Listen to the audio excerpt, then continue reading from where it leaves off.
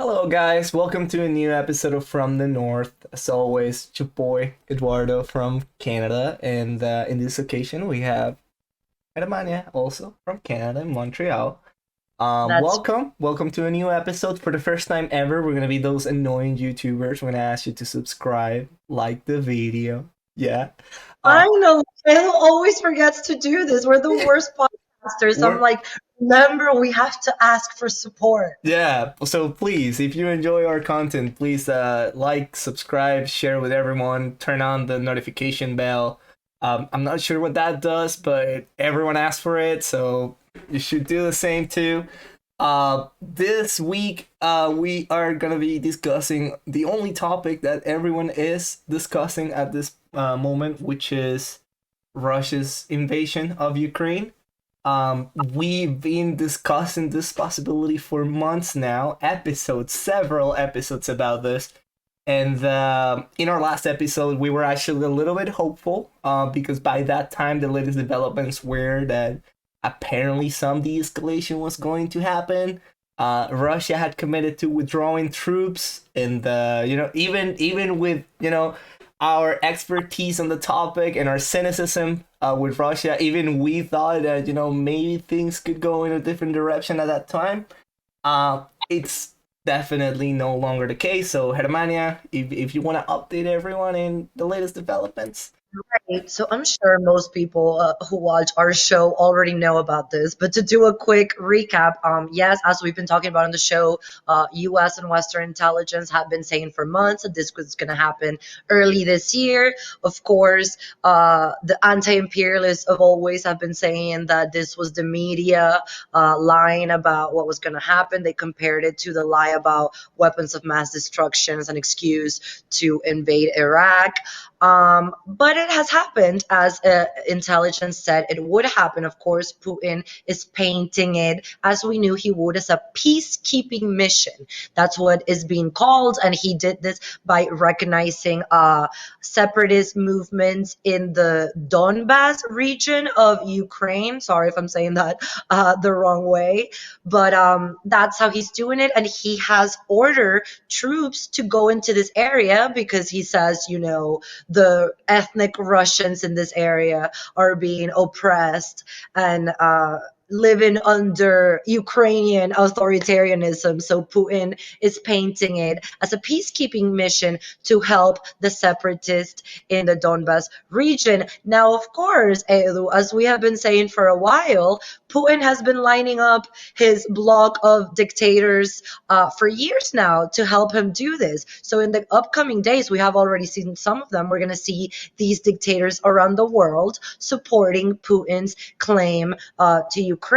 I just saw Maduro, of course, Of already course. spoke, saying Putin has all of Venezuela's support in this assault on the Ukraine. Ortega in Nicaragua also gave some comments to the effect of, oh, well, if you ask the people in the Donbas region in a referendum if they wanted to be part of Russia, I'm sure they would say they would want to be part of Russia. I don't think they have officially recognized the separatist regions, which is what Putin did officially. I'm not sure that Venezuela and Nicaragua have done that yet, but we're going to see that in the upcoming days. Of course, we're going to see Lukashenko doing it in Belarus as well. We're going to see it in Kazakhstan. We're going to see it in Cuba. Some places it's a question up in the air, I think, whether they're going to go all the way in with Putin or not. Places such as Argentina, Bolivia, I think I'm looking forward to see what they do. But this is the scenario right now. Putin has farther invaded the Ukraine. And we have a really good interview today. But Elu, do you have anything that you want to say about this? Um, just one thing. I think it was the highlight of the events from yesterday. Um, we're recording this on what day is today? Choose. Tuesday. So all this, of course, developed on Monday. Right after the ending of the Winter Olympics. So that's not a coincidence, I think. But something that really was really disturbing about yesterday's events was Putin's speech right before announcing that he would recognize this rebel republics in eastern Ukraine, which is obviously just an excuse to send troops without saying that he's actually invading Ukraine.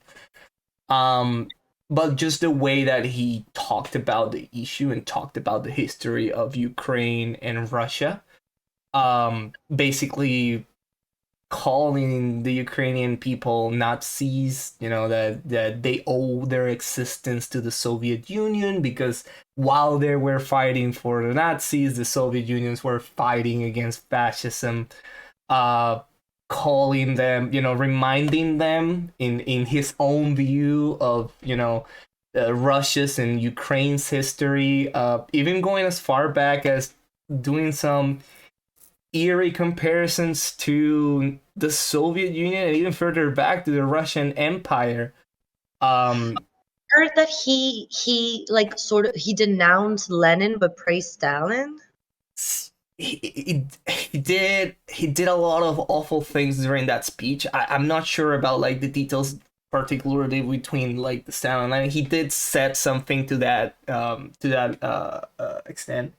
But I know he said Ukraine is basically not a country, and like you said, he said, "Well, exactly. Russia, He's Ukraine." talking about Ukraine as if Ukraine is not a country. They're not a nation. They're not a people. They're just a breakaway region from Russia. So, the fact that we're hearing this, we've always talked about, authoritarianism in the modern age, things that shouldn't happen, but the tone of the discourse of Putin reminded me more of something that you would have heard from a politician or a head of state 100 years ago, 80 years ago. This is not like modern type of authoritarian discourse. This was like just completely dehumanizing the Ukrainian people to justify them just taking them back into Russian hands.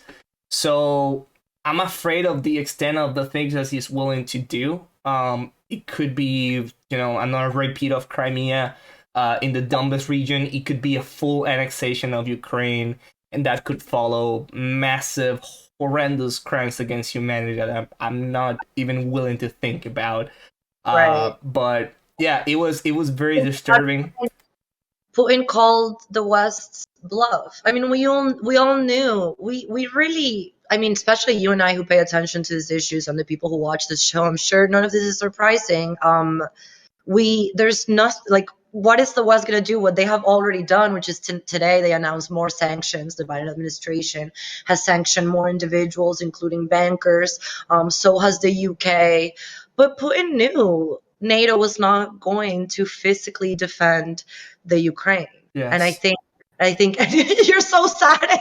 I am so sad because like these are I was talking to my because something, just a little parenthesis here, between the last two episodes Hermione and I had actually met for the first time IRL. It was amazing. We had such a fun time there in Montreal.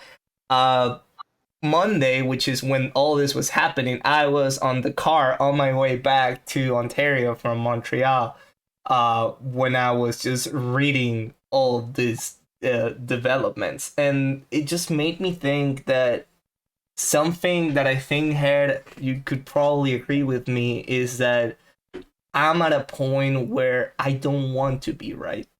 I don't want to be right about any of this. This is not about virtue signaling. This is not about telling people, oh, we told you so, even though, yes, we told you so. But when we get to this point, we are really at a global concern. We are closer today than we were yesterday to nuclear war, to war. Obviously, hopefully, that can still be avoided, but we are heading towards that direction. And it's honestly, it wasn't that hard to predict that this was going to happen. Again, we've been calling it out for months now, and if we are able to do that, I'm pretty sure most governments and intelligence agencies around the world can probably reach the same conclusion before we did. But the fact that the things that should be done are not being done. NATO doesn't want to get involved in a military way in this. This also the message that this sends to Taiwan. Right. the fact that the world is not willing to stand for the sovereignty of another nation, regardless of if they're their allies or not. But again, this is not the first time. And why do you and I, Edu, know this? It's because we have an experience in our country where we have seen how Russia handles these issues and how they help authoritarian regimes. That's why we know their strategy so well. Like our next guest, Kareem Rifai, he's from Syria. So just like Venezuelans, Syrians have been told for years that we're lying about the crisis of our country, that, it's all a CIA coup attempt. But in reality, Russia has been propping these regimes that will now help him in his quest to conquer the world. So let's bring in our friend Kareem to talk about all the fucking first world experts who have been trying for the past couple of months to tell us that this was not actually going to happen. Thank you so much again, Kareem, for coming. You are our first repeat for both of us. Like while we're doing the show, Eu and I had you on my show when I was alone before, but you're the first repeat of like from the North 2.0. So, like Eu said, we can very relate. You being from Syria, us being from Venezuela. So Kareem, I want to ask you particularly about all the people that for months have been saying we are warmongers for saying that Putin wants to invade the Ukraine.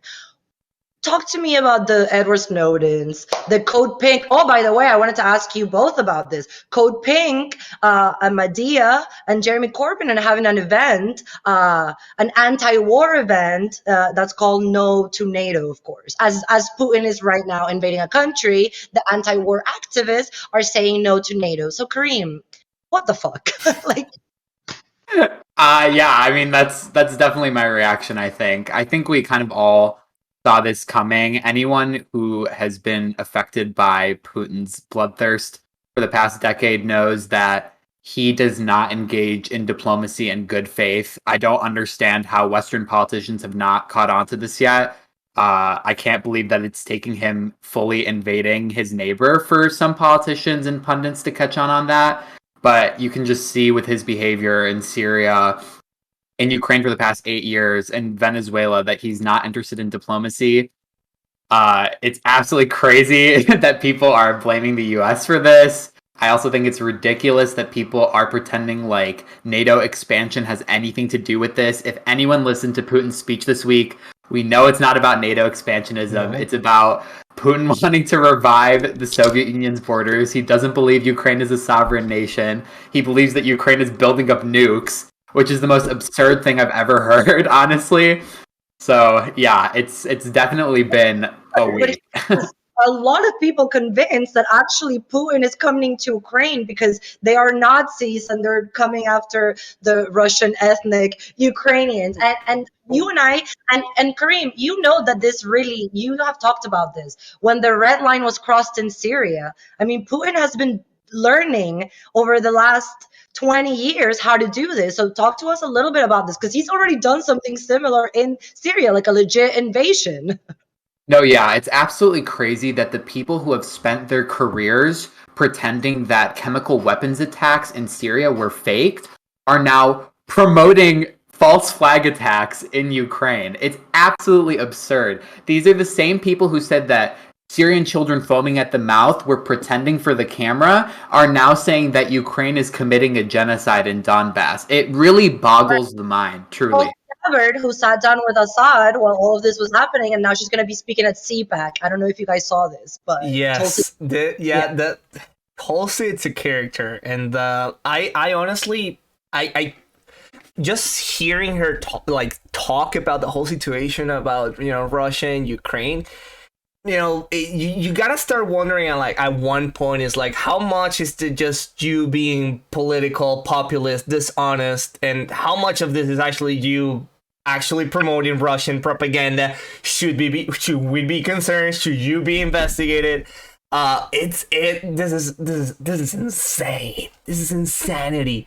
But I also wanted to talk about something that's a little bit different than what these Russian pundits have been saying. It's just the reaction or the lack of action by the international community that allowed Russia to get here into the first place. Like the Syria situation didn't need to happen, but the world did nothing. The Ukraine situation didn't need to happen, but the world did nothing. So is there a red line? Like, is there actually a red line where the West or the world, the democratic world, is actually going to be like, okay, yeah, like we need to stop, we need to send in NATO, we need to do stuff? Or are we just going to see this happening over and over and over again? That's my question, honestly. Like, it again, these past ever since the war with Georgia, it really should have been raising red flags in the West, and there's been so many events of like sanctions evasion, war crimes, crimes against humanity, aiding and abetting dictatorship, and it has gotten to, we've enabled his behavior. We have emboldened his expansionism by not reacting. Sanctions are the bare minimum, and we haven't even committed to, until today, obviously, because there was a full-scale invasion of Ukraine, or an imminent one, but it's taken until today to even consider comprehensive sanctions. It really, again, boggles the mind. There were so many lines that were crossed for the past 10 years, and it should surprise absolutely no one that Putin is emboldened to do something like this, because he's gotten away with it time and time and time again for the past 3 administrations. He's gotten away with it. So, where is, like you said, Edu, like, where is the line going to be drawn? I don't know. Hopefully with this, but if not, I don't know what's going to happen in the future. That's what's so scary. Like, I don't think even with this, and that's what the Putin knew. He made that equation. It's game theory, right? If you study political science, it's as simple as that. It's game theory, and Putin knew that the West was not going to do anything but sanctions. And that's what Ed and I were talking about before. Like, we kind of knew that too. Didn't you kind of know it too? Like, in our experience with the international community. Everyone knows it. And the thing about Russia in particular too is that they understand the power game that we're going through in the world right now. And ever since 2014, ever since their invasion of Crimea and the first set of sanctions that were imposed on Russia back then, Russia has built its economy not entirely sanction proof, but just enough that you can have as many sanctions as you want, but Russia is still going to be a relatively strong player in the economic world. I was just recently listening to CBC News here in Canada, and some of the guests were saying that even the SWIFT, the sanctions about the SWIFT program, which would prevent Russia from doing like major transactions because that's like the main system that we're using all over the world, that's not even a proper sanction anymore because Russia has its own system that it has been building with China.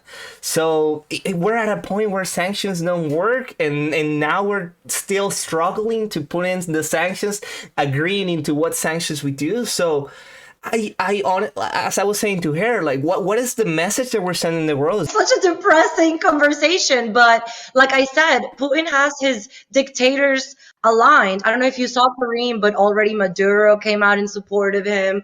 Already Ortega came out in support of him. We're still waiting to see what Bolivia does. I don't think Cuba has said anything, but I have an update on Bolivia for you. So. Yeah. Yeah, they reaffirmed today that they are continuing negotiations for Russian oil and gas projects. There you go. So Kareem, again, we know this because we've been victims of the regimes that Russia props up. However, most people don't know this. So tell us a little bit about the geopolitical situation right now, as we are, I think it's more than a Cold War because one side is already moving, but the world is clearly divided, and Putin knows that, but Biden doesn't seem to know that. So tell us about how you see that division of the world of, dictators and versus Western democracies, I guess. No, yeah, I mean, Putin's satellites stepped to the forefront the moment that he recognized Luhansk and Donetsk. Assad recognized it, Maduro, Ortega, and the regime in Cuba all recognized it almost immediately. The Houthis, of course, also put out a statement of strong support. So, I mean, this axis of just dictatorship supporters. Yeah, it's I think it's been made very clear who is on Russia's side and who is on the side of autocracy and dictatorship. I don't think there was any doubt in any of our minds, at least, that the regime in Cuba and Nicaragua and Venezuela would not be, frothing at the mouth at the prospect of Russia invading its neighbor. And I think we need to wake up. And we really need to wake up on Latin America, our own backyard, being so heavily influenced not only by Russia, but also by China. It's really time to wake up, truly. Like, watching Nicaragua, of course, for years, it's been a dictatorship for years. But this last election really should have been the wake-up call that all of these dominoes in Latin America are falling to autocracy, falling to satellite status for Russia or China or both. So we really need to wake up geopolitically. Kareem, last episode we were talking about how, yes, in the Nicaraguan elections, we were relatively content after they happened because we were saying, well, at least now the international community will recognize that Nicaragua is a dictatorship. But then, like 2 weeks ago, the New York Times had a headline that said, Nicaragua farther, like, sliding into dictatorship. So still, they don't accept. The same thing right now. Putin is in Ukraine right now, and there's still people who don't get it. So I always ask young people that come on the show, like, how would you explain to a privileged first worlder who has never lost a country to a dictatorship why they should care about Ukraine? Because, they see people like Edward Snowden as heroes, sadly, because of, the documents he leaks from the NSA. A lot of people see Snowden as a freedom fighter, and they listen to him when he says the media's lying to you about Putin wanting to rule the world. So what do you think about that? I mean, the first thing is the media is not lying to you. Clearly, like, the proof is in the pudding. Like, Putin basically authorized invasion yesterday. Like, I think we really need to get out of the, like, Iraq brain mindset as someone who's Middle Eastern. Like, it's time to wake up. Not everything is Iraq, and implying so is not only offensive to the lives lost in Iraq, but offensive to the people who are victims of this suffering today. Like, we need to shift our mind to 2022 and not 2003, because the world is not the same as it was, And so, to answer your question about why should young people care, every action in every country in the world has reverberating effects. Obviously to different degrees, but clearly all of the actions by Putin for these past 10, 15 years have culminated to this moment. They're not obviously the only factors, but what happened in Georgia, for example, a country that many people don't even know exists, is a pretext to what's happening today. So, we need to wake up. And again, Russia's support to Venezuela, Russia's support to Nicaragua, he has his hands all over the world. It doesn't matter how far it is. It's from his next door neighbors in Ukraine and Kazakhstan to people across the ocean. So there really is far-reaching effects, and those effects are felt in the U.S. I mean, COVID is a great example of effects of things happening in other countries that reach our borders. Obviously a more physical example, but it's the same kind of reasoning. What happens in China, what happens in Russia, what happens in Ukraine, what happens in Venezuela has reverberating effects, and it does affect our daily lives. It may not be today, but in 10 years, in 15 years, we will definitely feel the effects. And kind of to take you on that point that you just mentioned about being Middle Eastern and knowing, like everyone should, that anti-war isolationist mindset that we had, we should update it a little bit and realize that we're in 2022, right? But and we talk about this a lot. Hermione especially talks about this a lot, is that even for Latin America, Americans still think about foreign policy in the terms of the contrast in the 50s and the 60s and the 70s, and the CIA, bringing up and turning down regimes all over Latin America. But even to this day, when we haven't had a U.S. intervention in Latin American affairs since, I think, the Panama War back in the 90s, we're still having this, like, hands off Latin America, hands off the Middle East, hands off Ukraine, hands off every country in the world. And I just think about, we're not learning from our mistakes. Like, this is similar to what happened before World War II, also similar to what happened before World War I. It's like appeasement until it comes by you in the ass, and then you have bombs in Pearl Harbor.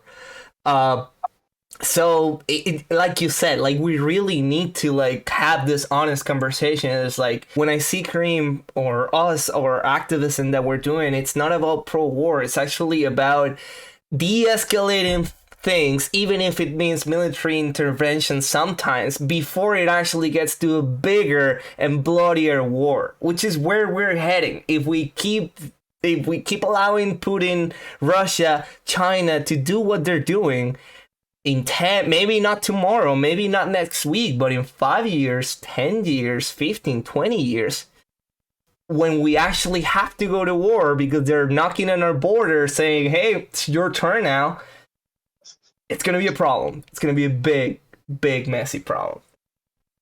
But Kareem, tell us a little bit about this. It's funny because Putin is calling it a peacekeeping mission. Again, it's 1984. War is peace, love is hate, everything. And again, I just mentioned the Code Pink anti-war activists. They have appropriated the term anti-war, and then they call people like us who say this that we are warmongering. So how do you respond to all these people that actually harass you quite a lot? You get a lot of more than I do, I think. I come across them all the time, and they are, painting you as the liar who would have told the U.S. to invade Iraq because it had weapons of mass destruction. Again, that's always what they go to. They lied to you about Iraq. They're lying now. So what do you respond to that?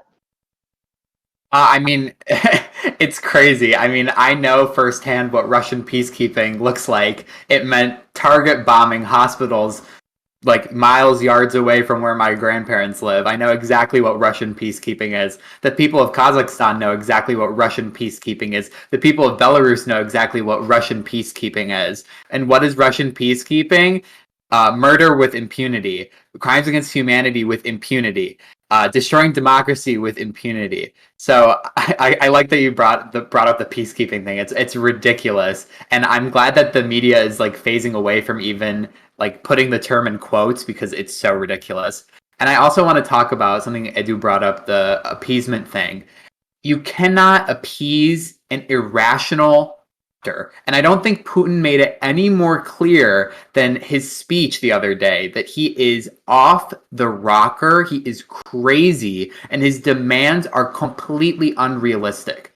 Like, it's beyond just, oh, we should say that Ukraine is not going to join NATO. He's saying to completely demilitarize NATO, to recognize Crimea, things that are ridiculous beyond even like comprehension. He is a completely irrational actor. His actions reflect it, his words reflect it, and I would really hope that Western politicians and diplomats can figure this out already. The Minsk peace agreements meant nothing. They meant absolutely nothing. And we're facing the ramifications today. I don't trust a single document that Putin signs. There is nothing that he can say or do or sign that will, rationalize his actions, rationalize his words. He's completely irrational. And I know we all make fun of that Ben and Jerry's statement that came out the other week. Jerry said anything since the invasion? Have they spoken? Where's Ben and Jerry's statement? Thank you, Ice Cream Company, for giving us lessons about, foreign policy. But to your point, Kareem, it's just how insane Putin is that it should raise some concerns when he's talking about the Soviet Union, like bringing back, those borders that they had. It's what you were saying before, that the speech, because modern dictators are more like Maduro. They try to like paint it with a lot of democracy veils. But this was a ethnic supremacy speech that, like Edu was saying, you would see in the 19th century. You will see this in the 1920s, not in 2022. And what's more scary is that the dude's so fucking nuts that he went from, Soviet Union to actually honoring the days of the Russian Empire, like we're at that point now that he's glorifying serfdom of the Ukrainian people, that he's glorifying the Holodomor. So I don't think there is a red line with this guy. This guy is insane. He has too much power and too many nuclear weapons. So we need to do something about it. how far do you guys think Putin wants to take this? Like, what is his ultimate plan? Is it just Eastern Europe? Is it an eventual agreement with China? You rule one part of the world, I rule another one. What is the goal? And Kareem, what do you think China will do about it? Because we don't. Well, Edu actually said that in the Security Council meeting, China was not completely supporting of Russia. But what do you think is the plan? Well, I think thankfully because of NATO, we won't see any real incursion on like the Baltics or Poland. God willing, obviously. I hope I'm correct about that. But yeah, I don't know what his end game is. This really seems to me like the beginning of the end. He has allowed Russia to fall so far behind the US and the China because of his mismanagement and corruption, along with his oligarchs. And I think China is treading a little bit carefully here, obviously, because of, US and China are the two big poles right now. And I think if they jumped in and went, gung ho with what's going on right now in Ukraine, there would be obviously some issues. But I do think that if we don't act properly on Ukraine, this gives China at least some sort of green light for aggression in Taiwan. It's obviously not a one-to-one, it's a completely different scenario, I think. But the more that we withdraw from the world and the more we close our eyes and cover our ears and cover our mouths when stuff like this is happening, especially in terms of expansionism, I definitely think it gives a green light, not only to China and Russia, but, Iran Iran, as well. exactly. And then there's Iran, yeah. It's a green light for every country with imperialist kind of motivations, right? Like, oh well, if Russia could do that in Ukraine, in Europe, the doorstep of NATO. Like, honestly, guys, like if we would have had this discussion a year or two ago, I would have said, it's impossible that Russia invades a full-on invasion of Ukraine. Like, NATO wouldn't allow that. Like, that's impossible. Here we are. I wouldn't have surprise. And this is my next question for both of you. What could NATO do? Like, let's say they had it different and it wasn't just sanctions, punishment. Like, let's say NATO had decided to do something. What would that have looked like? And would it have been better? Would it mean right now that we would be in World War III? It would have been, I think it would have been what everything was looking out to be 6 months ago before, Putin decided to intervene, is that Ukraine was going to join NATO. And I can't believe I have to say this because it has become a politicized thing, but it's their decision. It's their choice as a sovereign nation, what they want to do, who they want to join. What I think should have happened is that Ukraine should have been allowed to join NATO, and NATO thus should have sent peace. Like, it should have sent troops before Russia invaded yesterday. Like, instead of sending troops to Romania, instead of sending troops to Poland, if Ukraine was a part of NATO, those troops could have been in Kiev, and this wouldn't have happened, I believe. Putin called the bluff. What do you think, Kareem? Would NATO have made this better had they stepped in? Yeah. I think that's a kind of a difficult question, and especially too because we don't know exactly the extent of what this invasion is going to look like. But I think in the event of like if there was a full-scale invasion that's looking at overthrowing the government in Kiev, which is clearly on the table, I honestly, if Ukraine was a part of NATO, I think that fully would have acted as a deterrent. Truly, I think it would have definitely provoked some tension with Russia, undoubtedly, obviously, because of the nature of Putin. He thinks any type of defense against him, against his bloodthirst, is a direct threat to him. I definitely think it would have inflamed him a little bit, but I don't think he would have gone through with invading Ukraine if they were a part of NATO. It's a death sentence for him, for sure. So it's unfortunate, but now we see that, Ukrainians overwhelmingly are supportive of joining NATO after this, especially. And, I'm doing research right now for an internship I'm doing on, Finnish accession as well. And Finnish accession is super complicated too, but even there we're seeing growing public opinion for accession. In Sweden, growing public opinion of accession. So I think the world is permanently changed after this. And I think the role of NATO is going to be permanently changed after this. What that looks like, I don't know, but. And that was my next question, because I've seen you talked about this, and I agree with it. I think, sadly, first worlders did not care when Putin was messing with Syria. They don't care when Putin was messing with Venezuela, Nicaragua, Cuba, and, helping those regimes suppress our people. But it seems that a lot of woke first worlders have opened their eyes with the Ukrainian situation. Like, they see now characters like Glenn Greenwald saying things that sound a lot like what Trump would say. So now they get it. So do you think this is an inflection point, and maybe we could start course correcting and realize that actually U.S. imperialism isn't our number one threat right now? Russia. I think the crisis with Russia and Ukraine, it's so blatant that Russia is the aggressor that it's very difficult for these people who are usually lending apologia to Russia and their expansionism. It's really hard for them to make the same excuses this time. It's just so blatant. You have to really be reaching for straws. You're seeing like the biggest. That's what they were doing before. Exactly. But I think with Syria too, because there had to have we knew that Russia was behind the hospital bombings, but Syria's a war zone. It's very complicated. People are tired of the coverage, and there's so many actors. It's hard to understand. And the same with Venezuela. It's a very to us, it's obvious what's wrong with Venezuela, but it's a complicated political situation. Western places, so people don't identify as much. That's just that is. I think that's definitely a factor as well.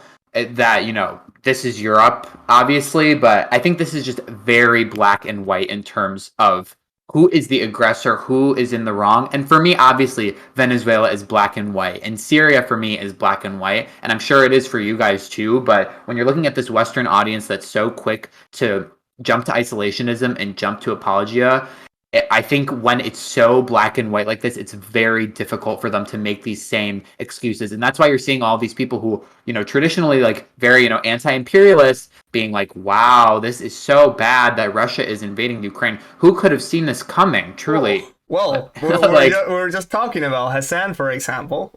Just like an hour before, well, if you guys don't know who Hassan is, well, that's good, and you shouldn't Google him or look him up. But, this classic anti-US, anti-imperialist guy, just hours before Russia decided to formally recognize the rebel republics in eastern Ukraine and decided to send forces in, he was saying, oh, turns out, no U.S. no Russian invasion to the Ukraine. Who would have thought? And then, like an hour later, you see a tweet from him apologizing and actually recognizing this as imperialist behavior by Russia being the aggressor.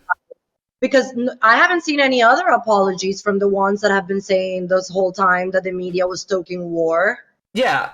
Snowden tweeted a half apology. He was like, wow, this is crazy. Yeah. No, I didn't understand it. Is that what he meant? Because again, he's living in Moscow under protection. It's not like he could apologize even if he wanted to, but it's his way of saying, oh, well, I guess you guys were right. But to the credit also, I think this is a big component too of why this is so black and white. And to the credit of NATO and the international community is that they've been calling out Russia on every single step before Russia actually takes it. Yeah. So it's like, guys, Russia, it's probably going to send some rebels into this region, and then Russia does it. Guys, Russia, it's probably going to do this, and then Russia does it. Guys, Russia is going to invade Ukraine, and Russia invades Ukraine. So that's what I understand, because the anti-war crowd is always like, do diplomacy, say no to war. But that is what the West does. That's all the West does. It's diplomacy. So they should like that. But yeah, again, it's all 1984 peacekeeping missions that are invasions, love is hate, etc. Like, it's the end of truth. But I have I like to play devil's advocate in this show and put on my red hat on. There's a lot of people, as Trump said, a lot of people are saying that, Putin wouldn't have done this under Trump. Obviously, I don't agree with that, but I want you, Kareem, to explain why that's kind of a silly argument, but I am seeing it a lot, like, oh, Putin would have never done that under Trump, and then you had Trump today come out saying that the move was genius. So, yeah, what would you respond to that? Yeah, ridiculous. I would just like to remind everyone that I'm pretty sure the first time Trump got impeached was because he was trying to withhold security aid from Ukraine. Yeah. So I think that should kind of be relevant to that argument, first of all. But yeah, it's ridiculous. And I think... You guys think changed? Because the truth is he didn't do it in the previous presidency. So why now? Why not before? I mean, that's a difficult question to answer. I think there's a lot of factors that play into that. There's been unrest in in Belarus, unrest in Kazakhstan. There's a culmination of factors. Maybe he was waiting for a Biden presidency, but I really doubt that. I think that honestly, both Trump's administration was clownish. But there were people in the Trump admin that definitely would have been like, okay, I think we got to sanction Putin for doing this, But I would honestly expect Biden to go much harder on Putin than Trump, especially with Trump's history with Russia and also his history with Ukraine, literally getting impeached for withholding security aid. So I think it's a really dumb and irrelevant argument. And you can't point to you can't point to Trump and you can't point to Obama and say that they were great on Russia, So... Yeah, I mean, everyone is talking about today that Mitt Romney was right to say that Russia was the geopolitical foe. Audience of that. I love that you guys are saying that because that's my take. I'm not making it a Democrat versus Republican thing because the Russia issue, just like the Latin American issue, has been neglected over the last 20 years. And what Kareem is talking about, and I actually saw a thread that breaks down that whole controversy so in 2012, when Mitt Romney was running against President Obama, they asked him what he thought the biggest threat we were facing was, and he said Russia. Oh, people started laughing at him. Obama had a very quick response that people loved. That was something like, 1985 call, they won their foreign policy back. The media picked this up. Everyone was laughing at Mitt Romney's face. There you go. Yeah. It's crazy. And now people are moving the goalposts and saying, oh, but China is the number one geopolitical threat. No one is contesting that. No one thinks that Russia is on the same level as either the U.S. or China. But at the time, when Mitt Romney said that, the immediate threat was Russia. He was proven right in 2014 with Crimea. He's been proven right with Syria. He's being proven right now. They are the immediate expansionist threat. China is obviously our long-term opponent, but I'm gonna take Mitt Romney's statement in context and say that he was talking about our immediate threat, and he was proven right within 2 years with what was going on in Syria and Crimea. This is not a revelation that today in 2022, Mitt Romney was right 10 years ago on Russia. No. This is not a surprise to anyone that's been following what's been going on in the world. But there's to harken back to, would Trump have been better on this? No. He wouldn't have. No, and I don't know how much better Obama would have been on this either. I think the good thing about Biden and the good thing about his administration is that he's taking some of the foreign policy mistakes of the Obama administration and trying to make good on those mistakes and understand that they have kind of gotten us here to this point, especially the Ukraine policy, the abhorrent Ukraine policy under Obama. And I am a Democrat. I'm a true blue Democrat. The Ukraine policy was not good, and this is the proof in the pudding. I would really appreciate if Ben Rhodes would stop talking about Ukraine like he's an expert after his flub of Ukraine policy. That's why I wanted to ask you about, because he's been pissing me off so much, and he's now acting like he's always known about Russia, and that when in reality he was like the number one proponent of isolationism in the Obama administration. Now on Twitter he's out here virtue signaling Ben Rhodes. I can almost guarantee you can find a statement from Ben Rhodes in 2014, 2015 against arming Ukrainians against the Russian invaders. He shared it on Twitter. I saw it because Kareem was replying to Ben Rhodes saying no one realized what a threat Putin was, and then Kareem found an interview where he was saying arming rebels is not the solution, and etc. Abhorrent. Just terrible.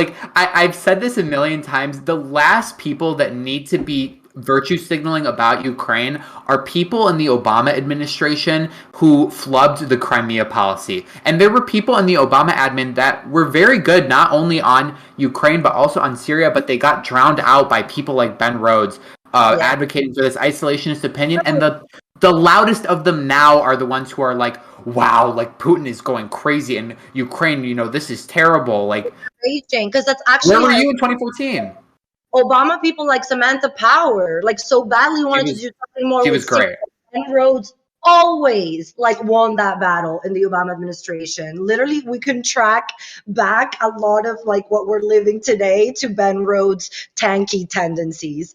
But Edu, I also wanted to ask Kareem about the Biden administration's decision on the Afghanistan funds. Do you want to do that?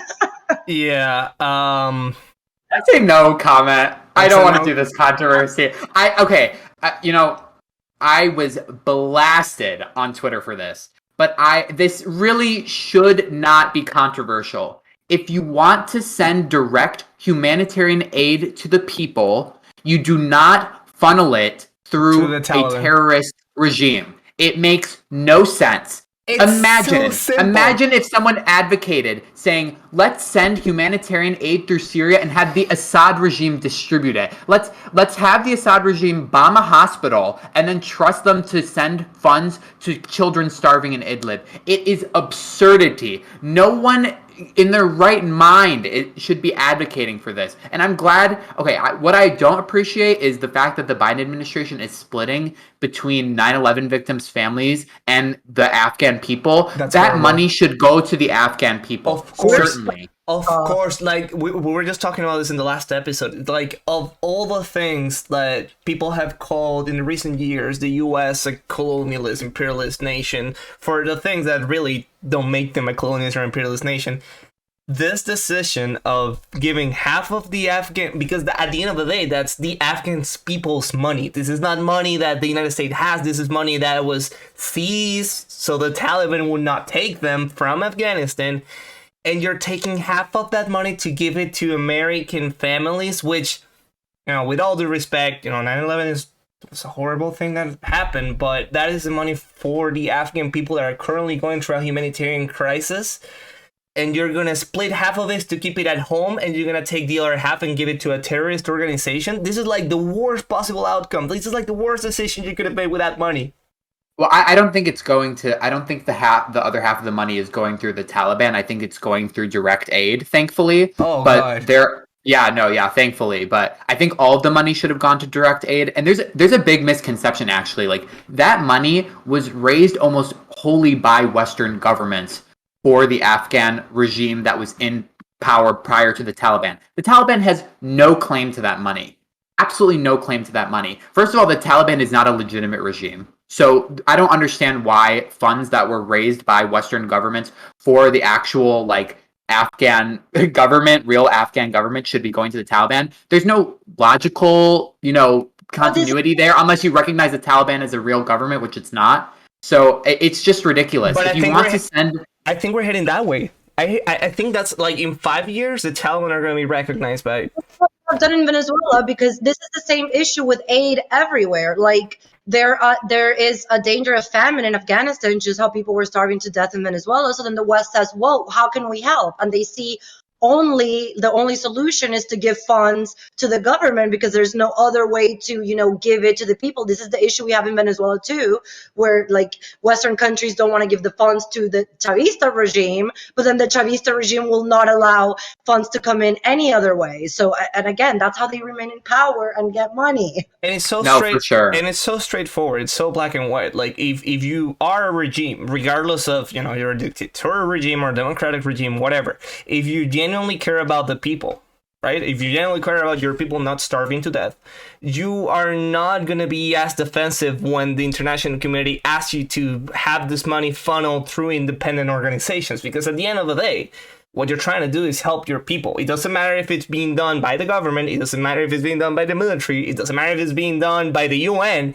What matters is that the money gets to the people. But if you prefer that money to be, funneled through your own government first, so you can then give it to the people, and you're so adamant that that money doesn't go through independent organizations, obviously you want to steal some of that money. But that's where we are now. That we're negotiating with the Taliban. We are on the way of recognizing them as a regime, I guess. And I've seen people unironically assert that it's the Taliban is more trustworthy to distribute aid than Western aid organizations. Yeah. It is just mind-melting garbage. Like, you think the people that were going door to door killing their opponents are going to be more trustworthy with aid than Western aid organizations? What planet are you living on? Like, it's just impossible to take this in good faith, truly. And on top of that, the people who were cheerleading withdrawal, you advocated for this policy outcome. You advocated for Afghanistan's instability. If you were so concerned for the Afghan people, why were you cheerleading when women were throwing their babies over fences, men were clinging onto planes, falling off and dying, people were getting bombed by ISIS-K? Why were you cheerleading that withdrawal? And all of a sudden now you're very concerned for the humanitarian assistance to Afghan people after you advocated for this policy outcome? And how come your only proposed policy solution is funding a terrorist organization? It's impossible to take in good faith. While blaming the US as the only culprit of the situation in Afghanistan all the way through, because the US was in Afghanistan, because the US was withdrawing from Afghanistan, because the US doesn't want to give cover to the Taliban, instead of blaming, I don't know, the fucking Taliban. like it's a double think. It's a 1984. It's like truth doesn't mean anything anymore. I hate making the reference, but it truly is just perfect for what we're living through. And actually, last time Kareem was here, we were discussing the withdrawal from Afghanistan, and we kind of said this is what would happen, that then the humanitarian crisis would become so big that the West would be forced to deal with the Taliban. And again, we're not, well, I am a witch, but they're not witches. They're not, they can't see the future, even though I can. But we knew this would happen because we have been victims of these regimes. Like, that's why we know how these things go. It's not even about, reading political theory. It's about that we have seen what happens. And I kind of want to close it off in that, because at the end of the day, I think the situation in Syria and Venezuela show two very different modern ways of taking over a country and having a dictatorship that's supported. Both are supported by Russia, but they're very different. In Venezuela, they're still, really pretending that this is a democracy. They hold their fake elections. There's no active war, as people like to say when we talk about the millions of refugees. Syria, it's an active war zone. So it's a different way of reaching a crisis. Yet, as I said when you were here last time, Kareem, it's the two biggest refugee crises in the world. So these dictators take different routes, but the goal is the same. And I think what's happening in the Ukraine, it's probably more similar now to what happened in Syria, because it's literal military action with other countries involved. So I was thinking from a personal standpoint, imagine you as one I that we have not really been through Ukrainian, and like you are living in a democracy and you have hopes for your life, just like the Afghan people had before we left. And now Putin is literally invading. Now, you have seen how this happens in Syria. You mentioned it a little bit. But what are the people of the Donbas region of the Ukraine going to be experiencing throughout the next months? Like, the humans in this story, what are they living through? The terror that they've been living through for the past 8 years just magnified, truly. And we saw this already with the evacuations, i.e. forced displacement of people. It really, it is really evocative of Syria. And obviously, I'm as a Syrian, I'm not making light about the sheer number of casualties involved, but it's very evocative to me personally. I mean, the bombing of that kindergarten was very ominous to me. It was very evocative of Russian intervention in Syria, and really, honestly, scary foreshadowing for what's to come. The forced displacement and busing people out of their homes, and Donetsk and Luhansk. It's honestly terrifying. I feel so bad for the innocent Ukrainians that have had to live through this nightmare for the past 8 years and have to continue living through this nightmare, being fearing for their lives every single day, being displaced from their homes. I'm sure this has been absolutely awful. They're at the center of a geopolitical game being led by Russia for no reason beyond Putin's own bloodthirst. I'm praying for them. That's all I have to say, honestly. Okay, I have two last questions for both of you, because we are both here anti-authoritarian activists. And I didn't watch the Beijing Olympics because I feel like this was my little grain of salt. What about you guys? What did you decide to do about that? I did not watch. I did not have a choice because I live in Canada, and that's like the one event that Canadians are pretty good at because it's pretty cold in here. But at work, I've seen some of the some of the gold medals that Canada has had and all that. Very dystopian, by the way. If you guys actually look at the pictures of the places that China had set up, like there was one one ski jump. Like in front of like nuclear power plants in like a horrible abandoned town. It was like very, very dystopian. But I think that my biggest takeaway of this is I had a friend. He doesn't really care much about politics, but he's a guy that like buys stocks and sells stocks. And usually these guys know a lot about geopolitics, more than actual people that are dedicated to this know. And he told me something. I thought he was joking. He was like, the Russian invasion is going to happen the Monday after the Olympics are over. And I'm like, there's no way. There's no way you would know that. Like, if the US hasn't said anything, the television hasn't said anything, that's not going to happen. And it did happen. I read that literally Putin was going to do that, like, in respect for, like, as a matter of respect for Xi Jinping to not ruin the Beijing Olympics. So that's the level. I guess matter of respect. Yeah. It's but this is a really difficult one. I think particularly for EU. The World Cup is in fucking Qatar. Kareem, are you watching? What are you gonna do?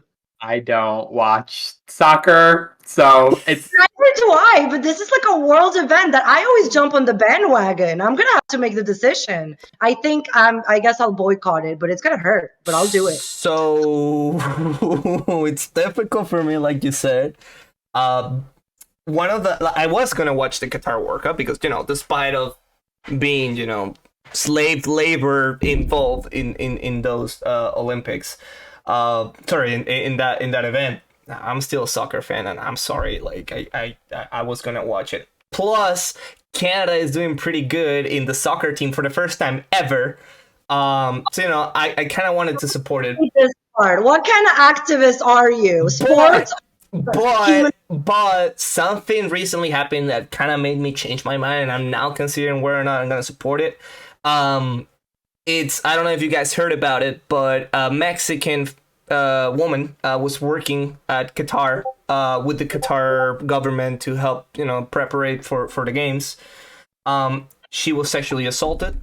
And when she went to her consulate, the consul of Mexico, and explained the situation, and they both went to actually make the claim, I guess, that sexual assault had happened. The court in Qatar deemed her guilty of being a woman, I guess, and sentenced her to like 7 years in prison for adultery, and 300 lashes, because apparently that's the thing that people are doing.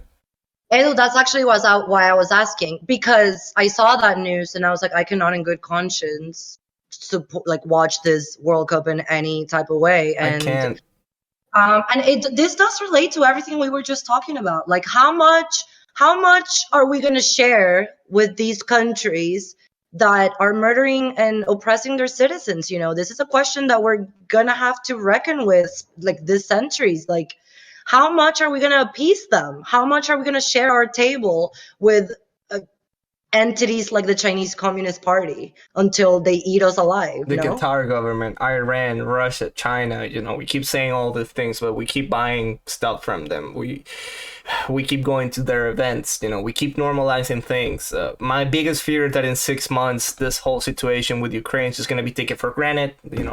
Ukraine belongs to Russia, or at least the Donbas belongs to Russia, and we're just going to move on and we're going to normalize relations with them. Yeah, that is a great question. Honestly, I don't know what I'm gonna do. It's very hard for me as a soccer fan. I'll probably will boycott it though. But yeah, hopefully the world it's a better place by the time we get to November. Let's fucking hope so. Well, Kareem, thank you so much for joining us again and commiserating over our pain about being victims of Putin-propped regimes. At least we have each other to talk about it. And thank you so much. We always love your commentary. Very eye-opening. So thank you. Thank you, Kareem. Thank you so much. Keep up the good work, man. Thank you. Bye, everyone. Thanks for coming to Front the Door. See you next week. Bye.